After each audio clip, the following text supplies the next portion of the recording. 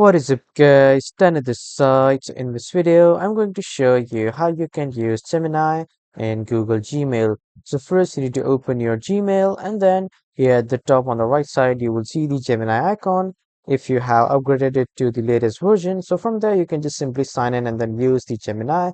But if you can't see it here on the right side, you need to click on this Get Add-ons button and then a small pop-up will open.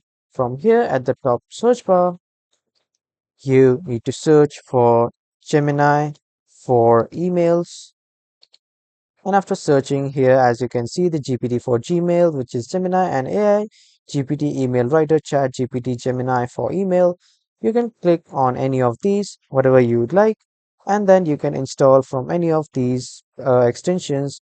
Let's say I want to install the GPT for Gmail, and I'll just simply click on this install button to install this extension in my Google Mail. When I click on install on the left side, it will ask me to sign in. Just simply sign in and then allow it all the permissions that you want to. And after allowing, this will start installing and then this will be added to your applications in the extensions here. So this is how you can use the Gemini with Google Gmail.